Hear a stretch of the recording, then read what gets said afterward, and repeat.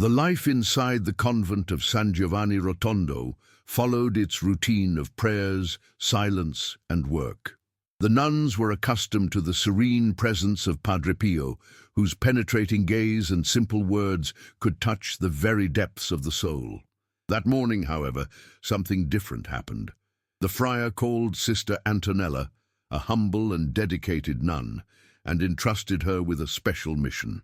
"I want you to go to the city and choose a gift for the young novice Maria, who will take her vows soon," he said, extending a small bundle of money for the purchase. The request, coming from him, carried a different weight. Antonella felt her heart race. It was rare for Padre Pio to ask something like this, and it left her uneasy. After all, he always spoke about material detachment and simplicity, but if he himself had asked, there must be a greater reason. "Choose something that well represents your vocation and your faith," the priest added, looking her in the eyes. There was something about that mission that Antonella still did not understand, but she obeyed promptly. She donned her habit, covered herself with a dark cloak to avoid attracting attention, and set off toward the city. Along the way, her heart filled with questions. Why her? Why that gift? When she arrived in the city, Antonella felt out of place. The world outside was noisy, so different from the peace of the convent. She walked to the main store of religious articles, an old and respected establishment where priests and affluent faithful alike bought rosaries, medals, and sacred images. As soon as she entered, she noticed the suspicious looks of the salespeople. Here was a simple nun with a gentle gaze, carrying nothing more than a modest purse and a little money. The store employees, used to serving important clergymen and wealthy parishioners, didn't even pay her any attention. Antonella approached the counter and waited patiently. Minutes passed, and no one attended to her. She coughed discreetly, trying to catch the attention of the saleswoman who was arranging the display cases behind the counter. "Excuse me, sister, may I help you?" the young woman said, without even looking her in the eyes. When Antonella explained that she was looking for a special gift, the saleswoman raised her eyebrows and pointed to a corner of the store. "Perhaps something simpler might interest you, sister. Here we deal with very fine pieces," she said with a slight smile of disdain. Antonella felt a tightness in her chest. It wasn't the first time she noticed the gap between those who had much and those who had little, but she never imagined that this would happen in a place of faith. Still, she remained calm. "I would like to see a gold medallion with the image of Our Lady," she said firmly. The saleswoman hesitated, as if not believing that a simple nun could afford something so valuable. "Perhaps something in bronze would be more appropriate," she suggested, trying to dissuade her. But Antonella knew that this mission was not hers. It was Padre Pio's, and something inside her told her that she should remain there, waiting. The atmosphere inside the store seemed colder than the wind blowing outside.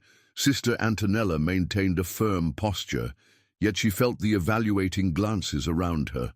The saleswoman hesitated for a moment, but, not disguising her impatience, picked up a small case and opened it carelessly.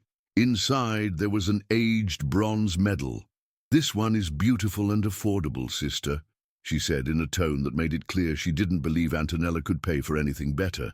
The nun looked at the object calmly, and without raising her voice insisted, "I would like to see a gold medallion with the image of Our Lady." The saleswoman discreetly rolled her eyes and exchanged a knowing glance with another employee, who smirked. "Sister, these pieces are very expensive," she replied, trying to end the conversation. Antonella felt heat rising in her chest. It wasn't about the money or the refusal. It was about the way she was being treated. It wasn't a material issue, but one of dignity. Other customers entered and left the store, being attended with smiles and cordiality. A well-dressed couple was promptly received, and the salesperson brought a display filled with valuable pieces for them. Antonella remained there, ignored. Time seemed to drag on. She did not want to cause trouble, but she also knew that this mission had a purpose. Even if she did not understand the reason, something within her said that she must remain steadfast. A few more minutes passed, and the saleswoman's patience seemed to run out. "Sister, perhaps it would be better to look elsewhere," she said, crossing her arms. "Here we deal with very refined articles." Antonella took a deep breath and remembered Padre Pio's words. "Patience achieves everything." In silence, she closed her eyes for a moment and said a prayer. "Lord, if I am here, it is for a reason. Do not let my heart close off to what I need to learn." When she opened her eyes, something unexpected happened. A man who had been at the back of the store, watching the whole scene, approached her. He was an elderly gentleman with a wise look and a serene expression. "Excuse me, sister," he said, looking directly at her. "May I help you?" Antonella felt a shiver run down her spine. There was something different about that man, something she still couldn't understand. The man who approached Sister Antonella had a striking presence, yet at the same time, he exuded an inexplicable peace. His gaze was firm but welcoming, as if he could see beyond the surface. The nun felt her heart race, not out of fear, but from a deep intuition that this moment was special. "I saw what happened here," he said, turning to the saleswoman, "and I am impressed by the way you treat a servant of God." The saleswoman, who had previously displayed arrogance, looked visibly uncomfortable. She opened her mouth to respond, but hesitated. The atmosphere in the store seemed to have changed suddenly. The man looked back at Antonella and smiled. "I know someone who would be very disappointed if he learned you treated the sister this way," he said in an enigmatic tone. Antonella frowned, not fully understanding what he meant. The gentleman walked to the counter and, without saying another word, asked to see the gold medallions. The employees, who had earlier been reluctant to serve Antonella, were now hurried to display the store's most valuable pieces. The nun observed everything in silence, trying to understand what was happening. The man picked up a medallion with the image of Our Lady and held it in the palm of his hand for a few seconds, as if reflecting. Then he turned to Antonella and extended the object to her. "Sister, this is the gift that the Lord wishes to give to Novice Maria, isn't it?" Antonella froze for a moment. How did that man know the reason for her visit? How did he know for whom the gift was intended? Her heart pounded. There was something supernatural about that encounter. She hesitated to take the jewel, but he only smiled. "Do not worry about payment," he said. "The cost of this gift has already been taken care of in another way." The saleswoman, now visibly bewildered, looked around from one side to the other, not understanding the situation. Antonella felt a deep peace invade her soul. Everything seemed like a mystery that she still couldn't comprehend, yet something inside her said that that man was not just any customer. She carefully took the medallion, holding it with reverence. "Thank you," she said, her voice trembling. The man only smiled, as if already knowing what her response would be. Sister Antonella held the medallion as if it were a sacred object. There was something in it that conveyed peace, a quality that went beyond the gold or the shine of the piece. Her heart was agitated, yet at the same time a profound tranquility took over her being. She looked at the gentleman before her and felt an inexplicable desire to ask who he was, but before she could form any words, he smiled and said, "Take this to Padre Pio. He will know." The phrase echoed in her mind. How did that man know that the gift was not for her, but rather a mission given by the Holy Friar of San Giovanni Rotondo? The saleswoman, who had previously despised her presence, now seemed as confused as Antonella. The gentleman gave a slight nod, and without haste walked toward the exit of the store. She watched him leave, but as soon as he passed through the door, she felt a sudden urge to follow him. Antonella ran to the entrance and looked both ways down the street. The cold wind blew lightly, moving the garments of some people hurrying by, but the gentleman had vanished. There was no sign of him anywhere. No alley, no nearby corner where he might have turned so quickly. Her heart raced. It was impossible for someone to disappear like that. The saleswomen inside the store exchanged looks, unsure of how to react. Silence filled the air. There was something divine in that moment, but no one dared to say it out loud. Antonella pressed the medallion against her chest and, without saying another word, turned and left. As she walked back to the convent, she felt that she had witnessed something extraordinary. Upon passing through the monastery gates and entering the silent chapel, she knelt before the altar and closed her eyes. "Lord, what have you just shown me?" she murmured. Her soul was filled with a mixture of fear and gratitude. The medallion was still warm in her hands, as if it carried more than just metal and stone. She knew that there was only one person who could help her understand what had happened: Padre Pio. Sister Antonella hurried along the convent corridors, her heart pounding in her chest. She still did not comprehend what had happened in the store, but she knew that it went beyond a simple coincidence. As she approached Padre Pio's cell, she hesitated for a moment. He was seated in his chair in deep meditation, as if he already knew she was about to arrive. Without opening his eyes, he said serenely, "Come in, my daughter. You have something to show me." The friar's words sent a shiver down the nun's spine. How could he know? Trembling slightly, she entered and knelt before him, taking the medallion from her purse and carefully extending it. Padre Pio opened his eyes, and upon seeing the object in her hands, a gentle smile appeared on his face, as if he recognized something familiar. "So he came to you," he murmured, holding the medallion with reverence. Antonella held her breath. "Padre, that man in the store, who was he?" Her voice came out lower than she had expected. Padre Pio remained silent for a few moments, as if praying inwardly. Then he fixed his deep eyes on the nun and answered calmly, "You have received a gift from the hands of someone very special. This medallion no longer belongs to the ordinary world. It was given so that the faith of those who doubt might be strengthened." The holy friar's words were an enigma. Antonella felt her eyes fill with tears, for she understood that she had experienced something supernatural. "But who was that man?" she insisted. Padre Pio sighed and replied softly, "Not everything needs to be revealed. Some encounters are a mystery between God and the soul." The nun lowered her head, feeling a deep peace take over her heart. She knew then that she did not need any explanations. What had happened was a sign of divine providence, a living testimony that faith always finds a way to manifest. Padre Pio closed his eyes again and held the medallion for a moment. When he handed it back to Antonella, his eyes shone with an unwavering certainty. "Take this gift to Maria, and remember, God always reveals himself to those who seek him with humility." Sister Antonella left Padre Pio's cell with her heart overflowing with emotion. With every step through the convent's corridors, she felt the weight of what she had just experienced. This was not just a simple gift. Something much greater was at stake, something she did not yet fully understand.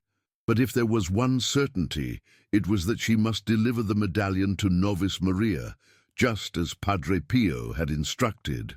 That night, Antonella could hardly sleep. The image of the mysterious gentleman in the store, the way he disappeared without a trace, Padre Pio's enigmatic words, everything swirled in her mind like a grand divine mystery. In the morning, during the first prayer at the convent, Antonella noticed the young Maria kneeling on a pew in the chapel, eyes closed and expression deeply troubled. It seemed as if she was waging an inner battle. After Mass, Antonella approached and gently held Maria's hands. "Maria, Padre Pio asked me to give you this," she said, placing the medallion in her palm. The novice's eyes widened when she saw the image of Our Lady engraved on the golden piece.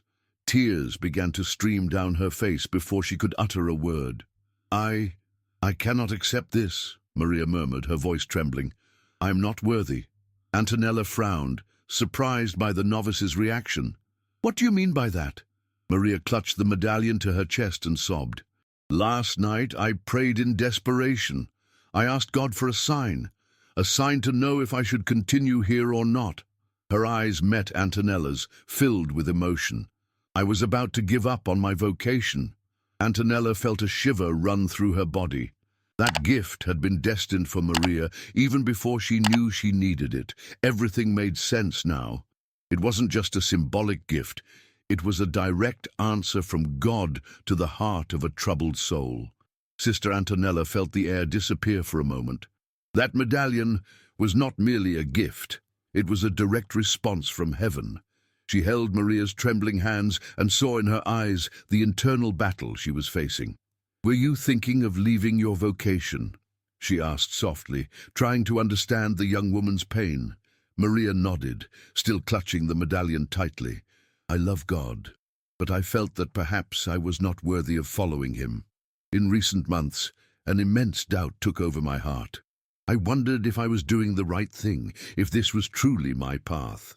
Last night, before I went to sleep, I begged Our Lady to give me a clear sign. I asked for something impossible, something only she could do. And today, I received this medallion from the hands of Padre Pio." The novice's voice broke, overcome with emotion. Antonella felt a shiver down her spine. How could one explain this in a rational way?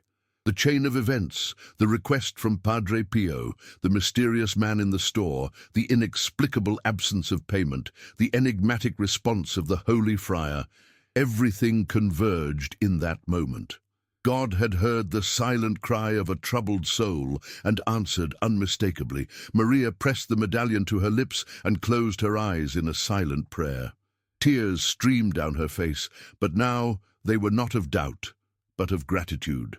When she finally looked at Antonella, her expression was different. There was a new light in her eyes. "I know I must stay. I know this is my calling." Antonella didn't need to say anything more. She simply smiled, knowing that she had witnessed a miracle. One of those silent miracles that do not come with lightning in the sky or grand manifestations, but that transform hearts in a definitive way. She knew she would never forget that day, because deep down, that story was never just about a simple gift. It was about faith, surrender, and the certainty that God always answers. In the days that followed, the change in Maria was visible to everyone in the convent. The novice, who had once walked hesitantly through the corridors, now radiated a profound peace, as someone who had finally found her true place. Her gaze, once clouded with doubt, now shone with a serene conviction. She continued her daily work in silence, but something within her had been transformed. Padre Pio, as always, seemed to already know everything. He observed Maria from a distance, with a slight smile on his lips, as if her mission had been fulfilled. One day, upon seeing her praying before the altar with the medallion of Our Lady between her fingers, he approached, and without her having to say a word, murmured, "Grace came when your heart opened. Now you belong entirely to God." The story of the medallion soon spread among the sisters. For some, it was a direct sign of divine providence. For others, a mystery that could never be explained. But what was most impressive was the way it touched the faith of everyone who heard it. Maria, who had once been too timid to speak about her doubts, now testified about her story with humility, showing that even the most devout face trials. Then something even more unexpected happened. One morning, a pilgrim arrived at the convent seeking confession. He carried a tired look and a troubled soul. When he finished his confession with Padre Pio, he saw Maria passing through the cloister and stopped abruptly. "Sister, may I ask where you got that medallion?" His voice trembled. Maria exchanged a glance with Antonella, who was by her side, and answered serenely, "It was a gift from Our Lady." The man brought his hands to his face and began to cry. "I was the silversmith who forged this medallion many years ago. It disappeared from my store without explanation. I always wanted to know where it had gone." Silence filled the space. No one had a logical explanation. The object somehow had left his hands and found its way to Maria at the very moment she needed it most. The silence in the cloister became almost palpable. Maria and Sister Antonella exchanged incredulous looks. The man before them, still with tears in his eyes, seemed unable to believe what he had just heard. "This medallion, I remember every detail of it. I even designed it years ago, and it mysteriously disappeared from my store without anyone knowing how." He ran his trembling fingers over the piece, as if rediscovering something precious he thought was lost forever. Maria felt a deep shiver. That jewel, which had come into her hands in such an inexplicable way, now revealed yet another mystery. How could an object simply vanish from a store and reappear at the exact moment when someone made a desperate prayer for a sign? There was no logic, only the certainty that something greater was at work. Padre Pio, who had been watching the scene from a distance, slowly approached. His gaze was calm, yet carried the depth of someone who understood the mysteries of faith. "God always finds a way to reach us," he said, placing his hand on the man's shoulder. "And when he chooses an instrument, not even time or reason can prevent it." The silversmith looked at Maria, still emotional. "If this medallion found its way to you, it is because it has always belonged to your heart." Holding the object, Maria realized that it was not just a gift or a sign. It was a living proof that God never abandons those who call upon him. The story of the medallion spread quickly throughout the convent and beyond. Pilgrims began to visit San Giovanni Rotondo, not only to seek Padre Pio's blessings, but also to hear Maria's testimony. People who had lost their faith found hope in that which could not be explained. And even after so many years, no one ever fully understood how that medallion found its destiny. Time passed, but the story of the medallion continued to echo among those who sought a sign from God. The small object, forged years ago and mysteriously vanished, had become the instrument of a silent miracle, a living testimony that divine answers come at the right moment, in the most unexpected way. Maria, now completely devoted to her vocation, carried with her not only the jewel, but the certainty that God had never abandoned her. Padre Pio, as always, rarely commented on the matter. When some brothers questioned him about the mystery of the medallion, he would only smile and say, "Not everything needs to be understood. Some graces are meant to be lived, not explained." For him, the true essence of faith was not in seeking answers, but in recognizing God's hand, even in what seemed impossible. One day, while Maria was praying alone in the chapel, she heard soft footsteps behind her. She slowly turned, expecting to see one of the sisters, but the corridor was empty. Her heart raced, for something inside her told her she was not alone. A subtle scent of roses filled the air, and a profound peace invaded her soul. Kneeling, she clutched the medallion tightly and closed her eyes, allowing her tears to flow freely. She knew that the presence of Padre Pio and of the Virgin Mary would never abandon her. The silversmith who had forged the medallion returned to his city, but something in him had changed forever. After his encounter with Padre Pio and Maria, he devoted himself to creating religious pieces not as mere objects for sale, but as signs of faith. Deep down, he knew that that jewel had never truly been his. It had always been destined for something far greater than he could have imagined. The story of the medallion continued to be told for generations, inspiring those who sought a sign amidst their struggles. It was impossible to explain how the object had vanished and reappeared, how Maria received exactly what she had prayed for in a desperate plea for a sign, or how everything fit together so perfectly. But that was the essence of the miracle. It did not need to be understood, only accepted with faith. If this story has touched your heart, share it with someone who needs this message of faith. Join our community to strengthen your faith and be inspired by real testimonies.